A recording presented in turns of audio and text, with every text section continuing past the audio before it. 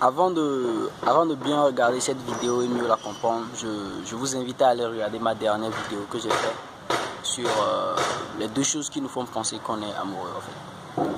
Alors aujourd'hui dans cette vidéo je vais parler de est-ce que l'amour est vraiment la base d'un couple? Est-ce qu'il faut d'abord de l'amour pour créer un couple? Quand on parle de relations amoureuses et couple, c'est vraiment deux choses différentes. C'est vrai qu'ils sont de même père, même mère, mais ils sont vraiment différents.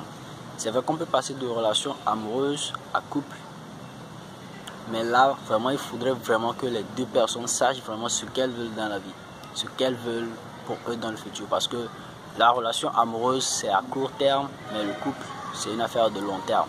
Voire jusqu'à la fin, quoi. Donc, il faut d'abord, c'est quelque chose qui demande de la réflexion, pas des émotions. Normalement, quand on parle de couple, c'est j'ai vu une personne. Cette personne a des qualités dont j'ai besoin, a des qualités dont j'aime avoir, a certaines des qualités que j'ai aussi. Et je pense qu'on pourrait mieux vivre ensemble.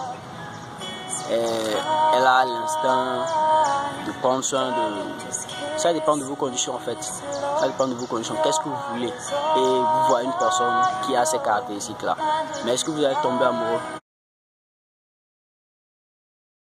On ne peut pas commencer cela déjà en tombant amoureux. C'est vrai d'avoir d'abord une attirance, mais pas encore s'engager dans le couple. Parce que quand tu t'engages dans le couple et tomber amoureux, c'est vraiment difficile de revenir derrière. Donc il faut commencer pas à pas.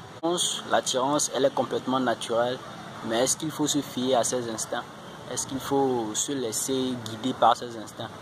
Si c'est le cas, alors pourquoi le bon Dieu nous a donné un cerveau? Pourquoi la créature nous a donné un cerveau? C'est pour qu'on puisse réfléchir et décider de ce qui est bon pour nous.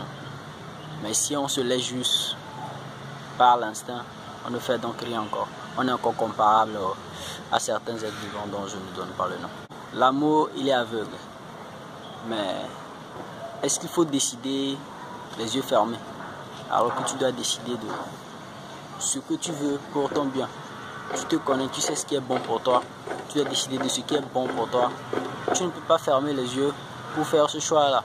Il faut ouvrir les yeux, décider ce que tu veux vraiment et après tu peux fermer les yeux et faire avancer les choses comme tu le veux. C'est pour cela dans nos religions on parle souvent de le mariage et après le sexe. Parce que le sexe c'est l'attachement. Quand tu es attaché, tu ne regardes plus, tu n'entends plus. Tu fais juste ce que ton instinct te demande. Alors que c'est pas le cas en fait. Il faut choisir et après tu te jettes quoi. Tu plonges dans le vide.